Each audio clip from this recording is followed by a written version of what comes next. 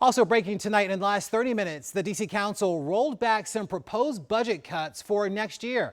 Our Rafael Sanchez-Cruz live outside of the Wilson building for us this evening. And Rafael, what programs are impacted by these changes?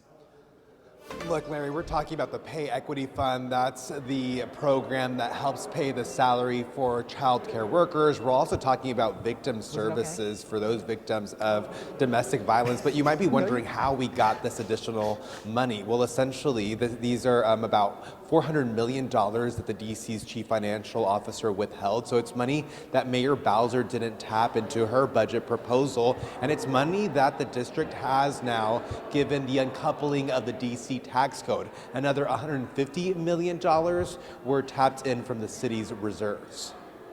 Mayor Muriel Bowser's final budget proposal is facing a series of rollbacks. We made the choice to use available reserves to prevent deeper harm. This budget is also not perfect, but we did not accept the devastating cuts proposed by the mayor as inevitable. The D.C. Council is reversing some of the proposed cuts in the 2027 fiscal year budget. That includes reversing the cuts to the paid family and medical leave for D.C. workers, allocating $173 million for 569 housing vouchers for low-income renters, and adding $15 million for D.C. public charter schools. These investments matter. They will improve lives.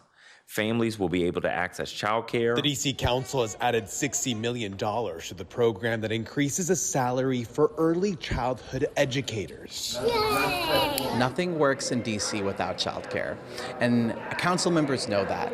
Travis Bally and the coalition under 3DC has been pushing for additional funds for weeks. The Pay Equity Fund still needs $2 million.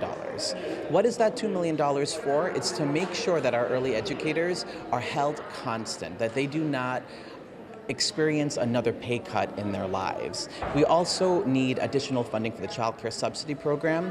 We want the wait list for the childcare subsidy program eliminated. The council has also designated $300 million from the DC capital budget to expand the Stadium Armory Metro Station, improvements that are needed before the new RFK Stadium opens in 2030. Now the second budget vote is scheduled for June 23rd, and I can tell you, Larry, there's still a lot of questions about what can change between now and then. My colleague Randy Hildreth will be following up with some council members, their reactions on what further changes they are proposing, including potentially a tax on the rich. We'll have more coming up at the 11 o'clock hour. I'm Rafael Sanchez-Cruz, back to you. And no doubt we are all tuned in. Rafael Sanchez-Cruz, thank you so much.